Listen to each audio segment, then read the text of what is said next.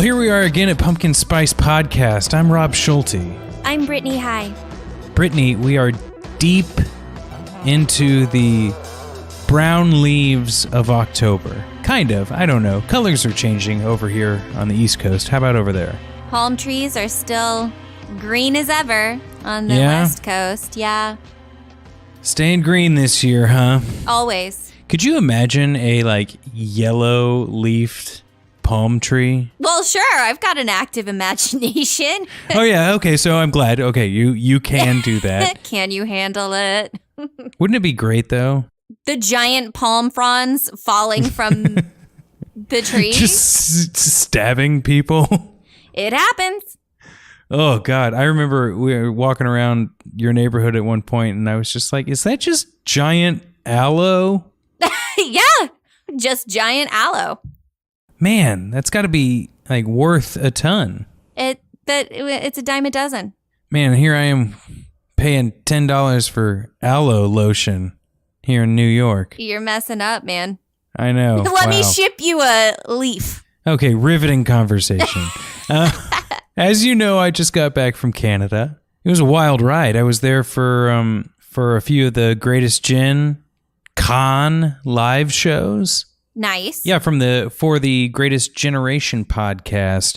I gotta say, thank you to the Friends of DeSoto who let me know that they're also viewing this podcast. Oh, yeah. Right now, today. We really appreciate it.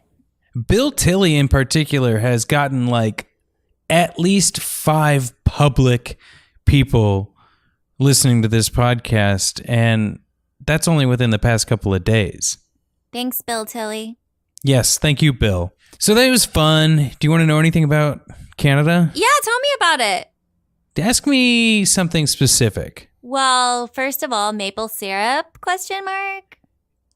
I did try some maple syrup, which was delicious, but I got to tell you, that did spark an interesting tale.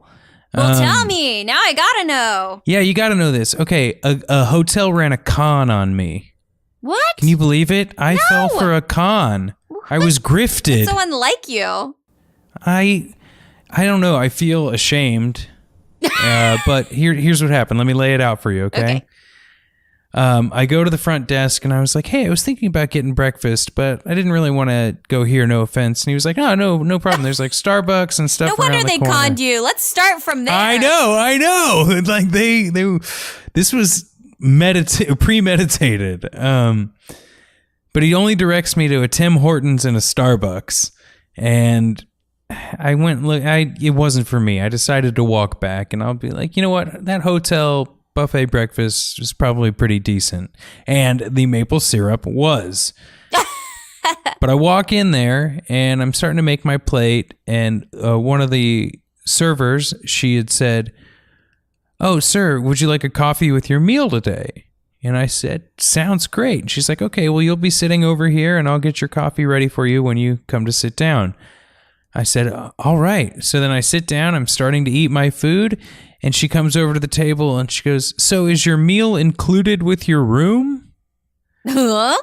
I go, I didn't realize that was a thing. Is there a way we can check? Because if not, I guess I can pay. And she brought out a packet of papers and sat down with me at the table with a pen, skimming all of the names. As I'm delicately placing my fork and knife back on the table as if it was going to make a difference. What is it going to be though, Rob? $1,000? What? $21 for a subpar buffet breakfast. Hey, I've seen worse. Yeah. Yeah. Were you just in Vegas relatively recently? You're not telling me you went to an overpriced buffet? I thought that was pretty good prices because I could get a taste from all over the world. It's so true. Well, before we get into today's episode, Brittany, there's one thing I didn't bring up in the episode that I recently discovered about Seed of Chucky that I'm going to tell you. I think you're going to be, I don't know. I'll just get into it. The movie had a tagline that I just somehow skimmed over. The tagline for Seed of Chucky is, "Get a load of Chucky." Ew. Oh my God. Isn't that the worst Yes, I don't Like, know if that's the so recording gross. picked up, like, literally vomited in my mouth. They're like nervous, like almost vomit. Yeah. No, that's real vomit. Oh, gross. I guess it just zoomed over my head because Graham and I had some distinct feelings about this movie. Go on. And it had the potential to be great. It had like one of the guys from The Lord of the Rings played the voice of their kid. John Waters is in this movie. They do the Scream thing where it's a movie within a movie about Chucky. Like all of these things that could have made it very, very fun. But instead they decided to go double down on the Hot Topic Spencer's giftiness of the series. Yeah, and I also don't want to think about, the baby doll in that regard. Yeah, there's also some, like a storyline about gender identity that they tried to do it for, like, they're evil twins living in the same body, but there's no real payoff. I think it was kind of a half-baked idea. Gotcha. Now, Half-Baked, that's one for the books. Oh, man, I saw Half-Baked with my grandmother. What? Yeah. You're full of stories today. Oh, it was not a... I don't think Grandma Sue enjoyed seeing Half-Baked. Of course, this is a throwback, but your grandma was telling somebody the plot of Half-Baked, but then somebody came in and thought it actually happened to her. That's a tale for another day. Brittany, before we go into this episode, we should remind these folks about the TV show.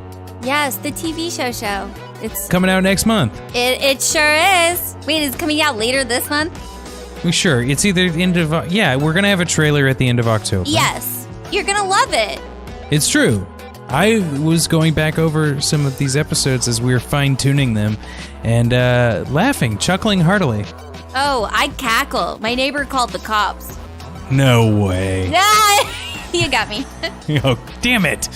Okay, so we'll have another clip at the end of this episode, so stay tuned for that. It's so fun choosing which clip I'm gonna use because there's so many to choose from. I know, and that's so like I'm not used to that, you know. Gotta find some gold nuggets in a sea of dookie, you know. Okay, speaking of dookie and speaking of gold nuggets, yes. I will introduce everyone now to the Pumpkin Spice Podcast Halloween season episode of The Seed of Chucky.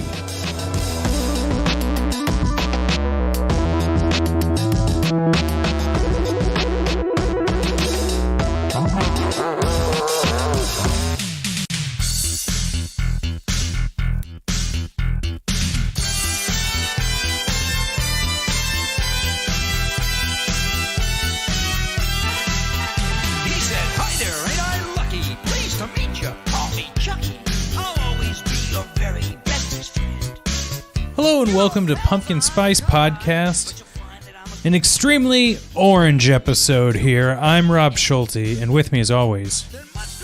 Graham Young. Hi, Graham. How you doing, Rob?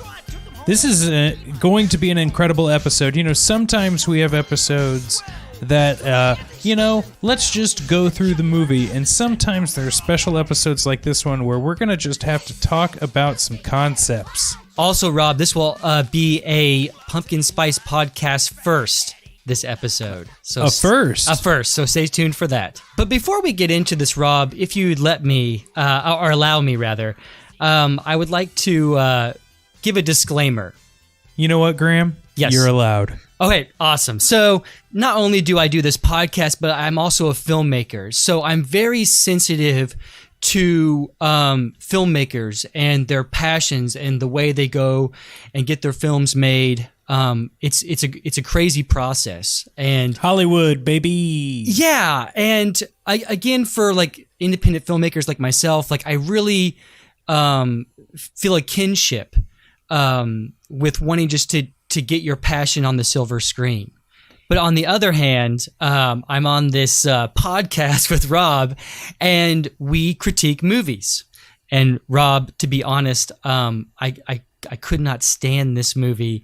And Pumpkin Spice podcast first, I couldn't finish it. Oh man, I did not finish the film. we're gonna get letters, Graham. I know. We are gonna get letters. I know. Listen, people, I tapped out when Chucky started jerking off. You know, there comes a time in your life where you're watching a movie like this and you're like, what the hell am I doing? I could just, there's so little time on earth and I could be watching far better films. And I just could not do it, Rob. I'll tell you, Graham, I did not think that, like, when you said there's only so much time on earth, that the next statement would be, there's other films I need to watch. Yeah, I have a problem. Yeah, I need to watch movies not written by or directed by Don Mancini. And I'm sure he's the nicest guy in the world, and he's done good work. You'd have to be to write all of these movies. Yeah, and Child's Play 1 is a kick-ass, legitimate film. This sort of is a time capsule like Friday the 13th, but it's a time capsule of a time that I think at least Rob and I would rather forget. That's the late 90s, early 2000s. It was just look, as far as the main great, like, independent underground arts and entertainment were coming out at that time. But the mainstream was awful. Rob, I can remember going Spencer's Gifts infiltrated the bloodstream. Hot Topic. In fact, I'm just going to restart to refer to these films as Hot Topic movies. Because it kind of, and nothing that, I mean, look, if you like Hot Topic, I don't mean to insult you. But that's just sort of the time and place that this movie represents for me. And personally, I'm glad we're past it. Graham, let me ask you a question. And then I want to get on to, segment one. I'm segment crazy this season. But the same people that like the Child's Play and Chucky movies like Nightmare on Elm Street and Friday the 13th. I mean, that's a generalization, but you know what I mean. No, exactly. And so where's the divide? Where's the Glenn and where's the Glenda, if you will? Oh, gosh, yeah, we'll get to that. I did stay on long enough to sort of get a hint of what they were going for with that, and I'm glad I cut it short. But why does Nightmare on Elm Street and Friday the 13th work? And for me personally, and I don't know about you, Rob, the Chucky series has been a bit of a bumpy road, to say the least, so far. I don't know, maybe the next two films will knock us out. A lot more urine than I would have expected. Dude.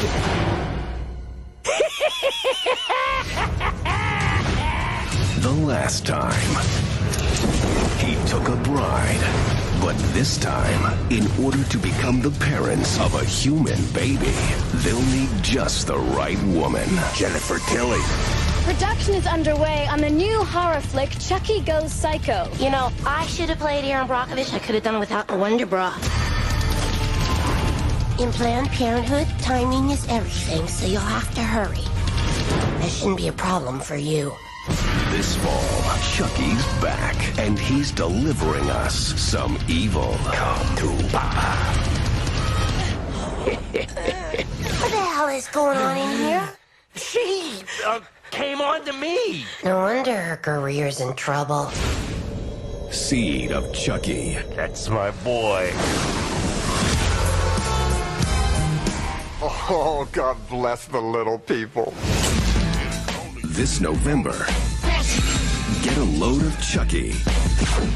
So why doesn't this work? You've been mulling it over. It's a tough question. So when I look back at the Nightmare on Elm Street series, for me that's my favorite because it's like pure imagination. The special effects are great. Sort of the themes of parents passing their demons onto their kids and kids standing up strong against Freddy even though they die. It's still pretty cool. And with the Friday the 13th series, it's kind of a time capsule of the 1980s. And there's some pretty decent like characters. And I don't know why Chucky doesn't work for me. I think the exciting thing about why we chose this series, of like it spanned so many years, is really starting to show itself in this film. Yes. You know? And Rob, you bring up a great point in that, because usually when we talk about a franchise, especially Nightmare on Elm Street and Friday the 13th, they were putting these movies out back to back. You know, every year there was a Friday the 13th movie. And with the Chucky Child's Play series, there's like a 6-year gap. Yep. And then the next film is Curse of Chucky, and that came out in 2013. Yeah, and then Cult of Chucky 2017. 2017. So there's some major gaps, and it's just like, okay, we're gonna try it one more time. We're gonna get the kids in. We're gonna use everything Chucky. of like now, and you can see like the twinkles of like the nostalgia craze in this. Like, what can we throw in here that's self-referential,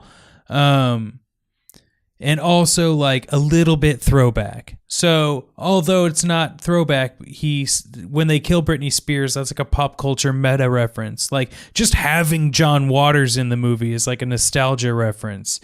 You know, knowing that this movie was for like t-shirts and mugs, and let's just make it as silly as possible. And you know why that really, really sucks, Graham? Why is that? They couldn't even get it out before Halloween. Oh, yeah. The movie came out on November 14th. Oh, really? Mine says November 12th, but you... Oh, no, I believe it is the 12th. You are correct. Yes. Well, you bring up some really great points, because I think the film, the series, just panders to the audience. It's just goofy and weird, and we'll get into that.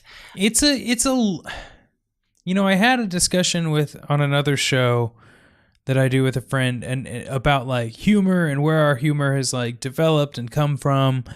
And sometimes I really like, we all like stupid shit or laugh at different jokes at different times, but like knowing that there are people out there that were like genuinely laughing at some of this stuff is frightening. Yeah. And that sounds really smug of me, and I guess it is. But also, it seems to me like the people that would laugh at this movie wouldn't be able to get into this movie. But then that leads us into that other like time of, you know, maybe that's a rite of passage. Well, I don't think you're being smug, Rock, because the bar is set so low. But they get like a huge budget, right? And they have this low bar so they can like do all these funny little things, like make a doll jerk off or smoke cigarettes or throw a bottle, you know, like all of this like great puppetry. And you get a glimpse of it because there's like the Chucky movie within a movie, like Scream and sort of vibe, or Nightmare 7. New Nightmare. Yeah. Yeah. And part of the reason it sucks is because Chucky never looks like a toy. Neither him nor Tiffany, they look like a puppet. Yeah. You know, they look like something made to be like an animatronic toy. They don't look like a toy you would buy at a upper middle class, you know, department store. Yeah, like if you see that doll, you don't think doll, you think, where do I put my hand in the back? Or you think, oh, it's Chucky, because now it's a movie within a movie. Listen, if you want them to work, I'm going to have to take them apart. I feel sad for Billy Boyd. Okay, Billy Boyd is he's either Merry or Pippin, I can't remember which one, from He's in Lord of the Rings. Lord of the Rings. Yeah. And this came out in 2004, and this is the year after the triumphant Return of the King, and he gets stuck with Seed of Chucky, doing the voice of the kid. And the design of the kid is just, I'm sorry, it's uninspired. It doesn't look good.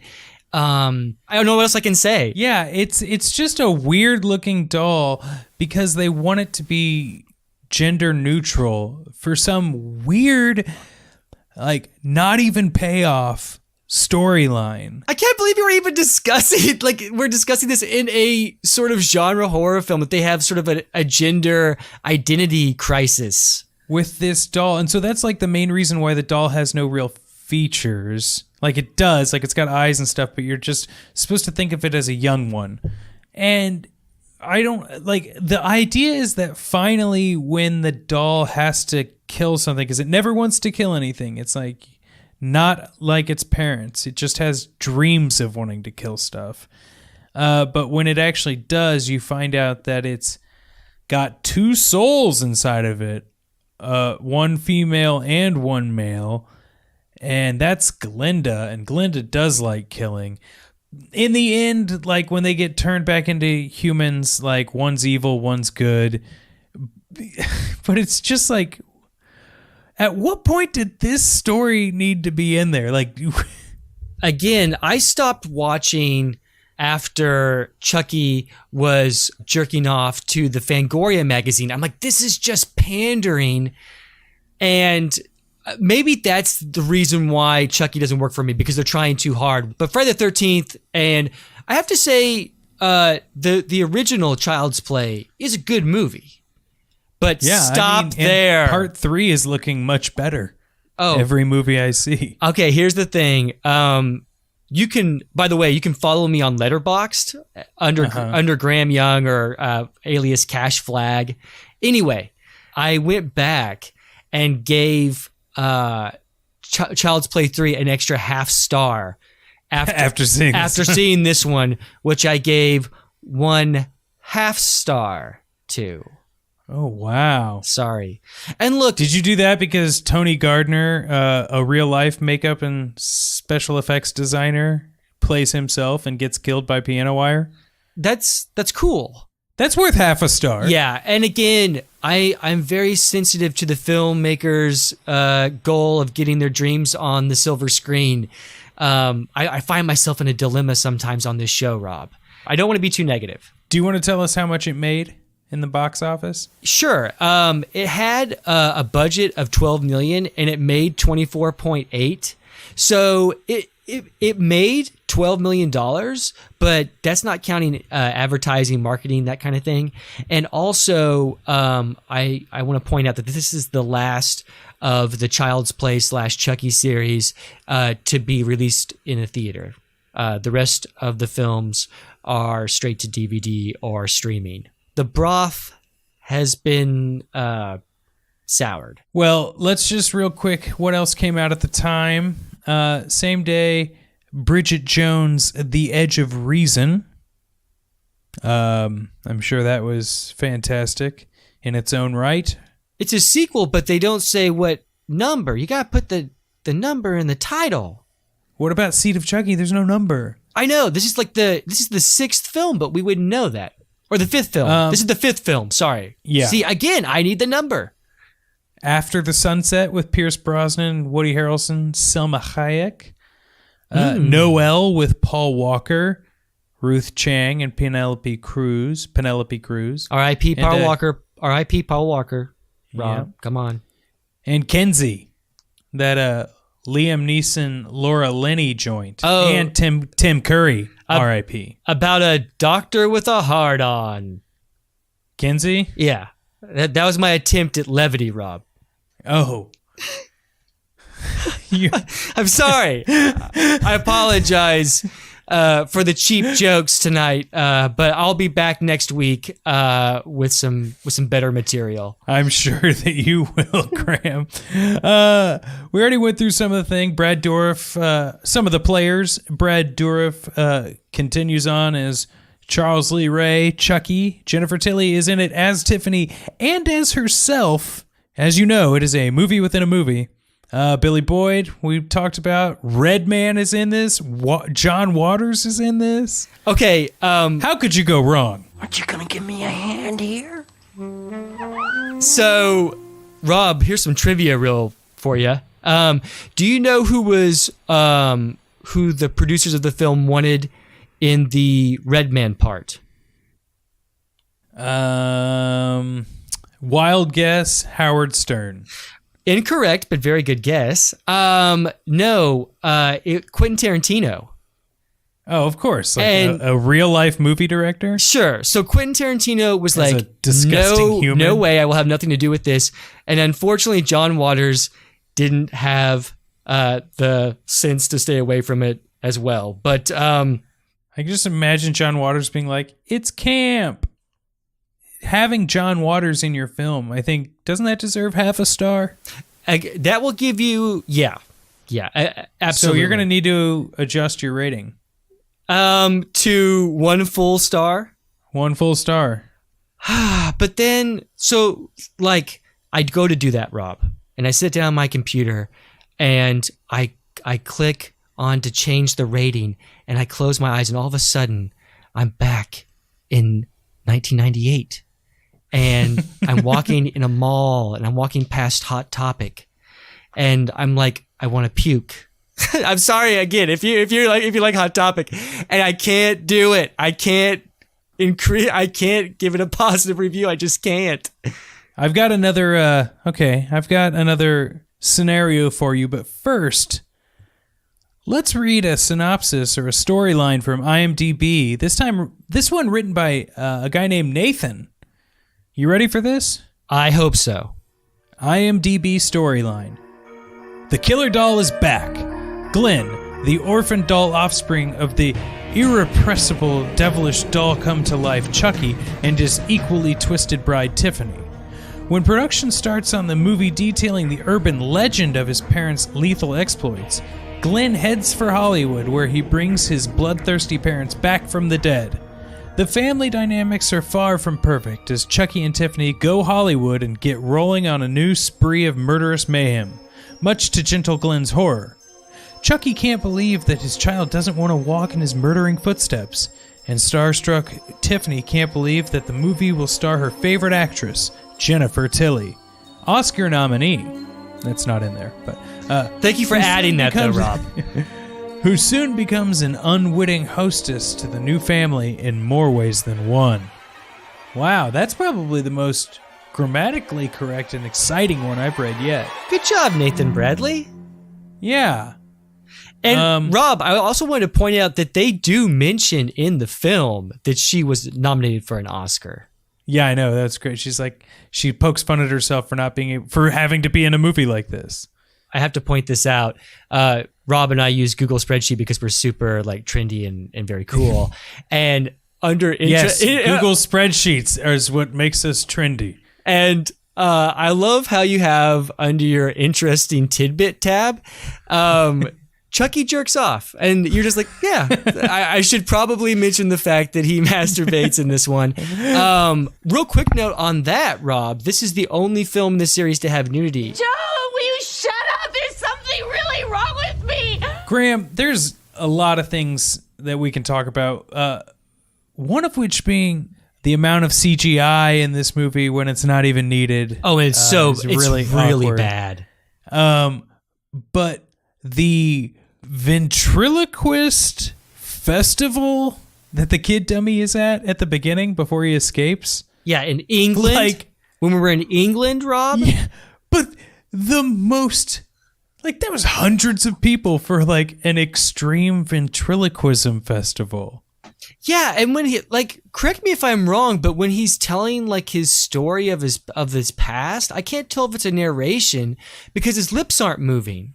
So if it's supposed to be narration, it's really confusing because he's talking, but his lips aren't moving, and you're just looking at the doll. I know this must come as quite a shock. I think this whole movie should go live inside of a whale. It's not the best movie I've ever seen in my life. I'll say that. Really? Not even really? Close. Not even close. Graham, let me stop you right there real quick. Okay. We can explain how much we don't like this. We can have fun with this. Yes. But what's going to matter most is how we relate outside of this podcast. Much like last episode where we had to role play a scenario where these movies could possibly help us. I think we're going to need to do it again. So I'm going to paint a scenario for you, and I'd like you to play it out. Is that okay? Okay, gotcha. Wow, Graham, what a glorious morning. I decided to bike to work. I haven't done that in like 6 months. Oh, that's cool. Yeah. I'm actually really tired. I stayed up all night watching a film called Seed of Chucky. Ooh, spooky. I don't know if I can. I don't really watch horror movies. Oh, really? Well, I mean, it's actually kind of a horror comedy. Oh, I bet my wife and I could probably get in on that. I think that'd be... Do you... Actually, we might do that this weekend. What's it about? Would your wife get into like mild sexual humor? Well, I mean, it's not our go-to, but, you know, I mean, we're not going to turn off the TV. Oh, okay. Well, in full disclosure, Chucky does jerk off. Excuse me? He jerks off. Chucky. Yeah. This is the doll, right? Yeah, and what's funny, right, quote unquote funny, about the scene is that he's jerking off to a Fangoria magazine. I'm not familiar. Oh, Fangoria is a magazine that started, I believe, in the late 70s, early 80s, and it sort of showcases news and about horror films and interviews with special effects people, that kind of thing. Oh, okay. So it's just like an article, like a TV guide. Well, think of it like this, Rob. Instead of thinking like Chucky's jerking off, think of it as like the special effects people jerking off over what a great job they've done in the movies. Well, I better go back to my desk. Sure. I'm just going to go talk to Jim over there about Chucky jerking off. That was that was like me trying to be Norm Macdonald, I think. Yeah. That's okay. It's good. You know, Graham, I do think it's about that time that we take a look at the IMDb review. Are you ready for this? Yeah, I hope so. It's a little bit longer, so I'll make sure to do it justice, okay? Okay. Somebody really liked this movie. I would love to meet this person. Okay, the title. If you think you might like this, trust me, you will. Towards the climax of Seed of Chucky, Chucky himself manages to subvert the entire concept of the entire series so far, and thus most films of its kind, by using simple reasoning. I have been dying to hear that from a slasher villain since the birth of slasher villains. What a great time this movie is. Bride of Chucky reinvented what had become a dull, unscary franchise as a black comedy. Seed takes the ball and runs with it.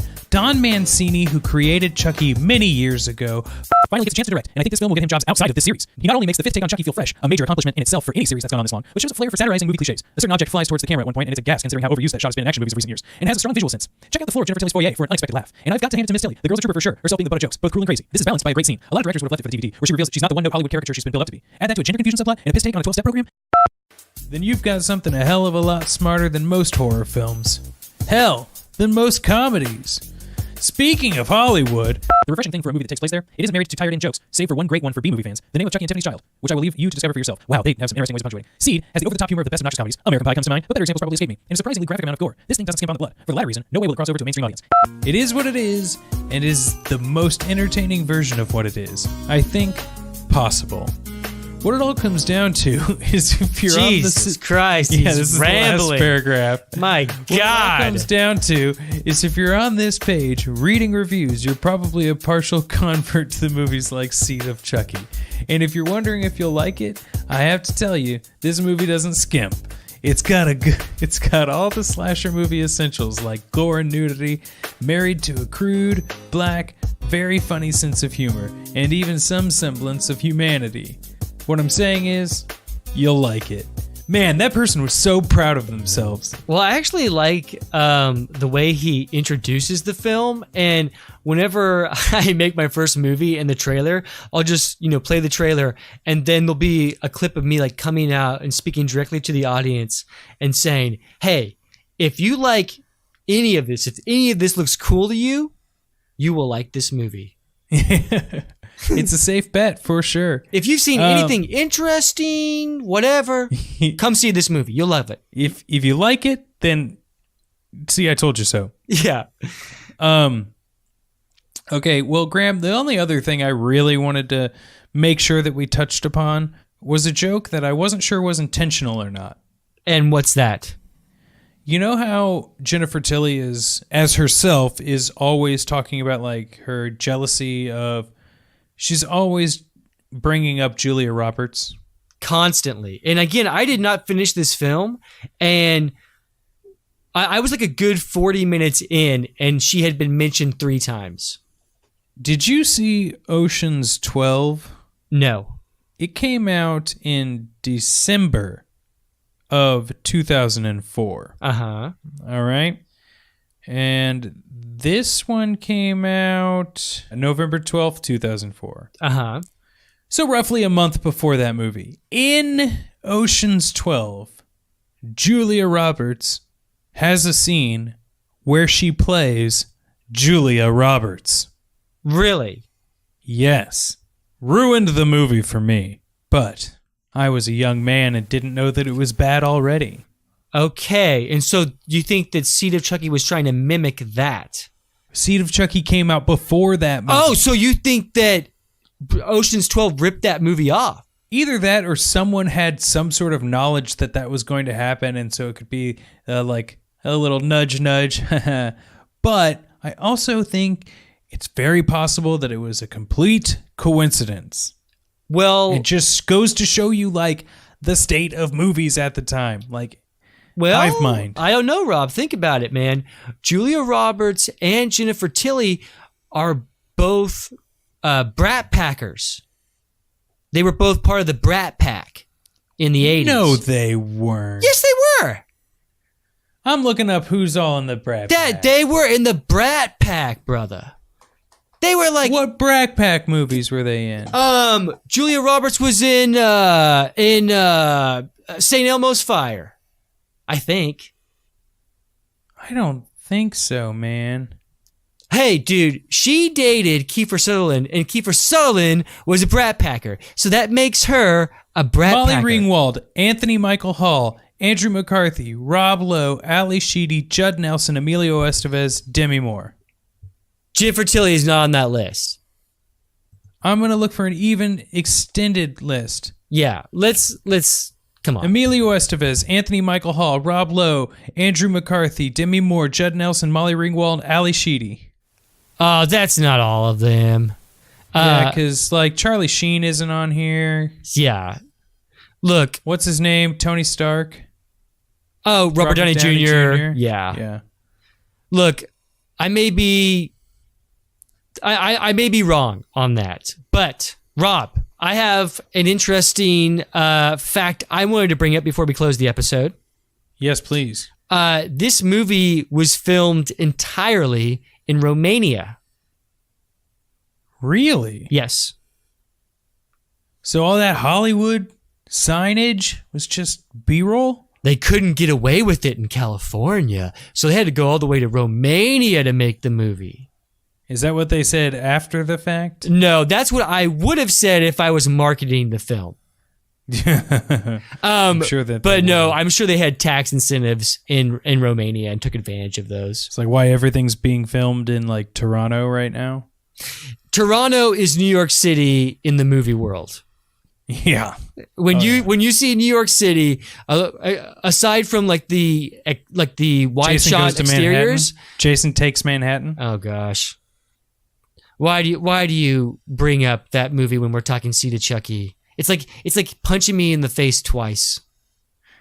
I don't even know what I'm saying. So Rob, would you recommend this movie to our listeners? No, I wouldn't. I had to rewind multiple times. Like obviously we talked about how it's silly and terrible. You couldn't even finish it. Oh yeah, I didn't even bother with the fast forward button. I was just like, I'm done. I can't take it. There's more films to watch in this world. Yeah, man. Is there a film that you would like to recommend instead of Seed of Chucky? A Nightmare on Elm Street Part 2. Yeah. Okay. Always. I have a recent film I would like to recommend. I might have mentioned this on this show. I might not have. I can't remember. But if I have, this is a double recommendation for you. Check out The Wailing from South Korea, 2016. I would say it has the best exorcism scene since The Exorcist. Ooh. Put that in your pipe and smoke it. Well, Graham, as you know, people can leave us a message that we will read on Apple Podcasts if they rate us 5 stars. Yeah, really. Well, Graham, I'll see you next week where we take on The Curse of Chucky. Yes, and I promise I'm going to do my best to finish the film. I don't mean to be a quitter on the show. I don't want to do that to you. Graham, where can they direct all of their angry letters? To my Gmail at... I see you laughing, you think it's funny. Well, I'll show you who's the real dummy. C-H-U-C-K, why don't you come out and play? Listen up, fool, I'll tell you why. 'Cause Chucky's bad, that ain't no lie. C-H-U-C-K, why don't you come out and play? Over in the corner, peekaboo. Honey, honey, ha, ha, I see you. C-H-U-C-K. And now, a clip from the TV show. Is he going to show up at his tutorial session with like, I thought we could split this dozen oysters. Yeah. They've been sitting in the back of my bicycle for the last 2 hours. In a styrofoam container. Sexy.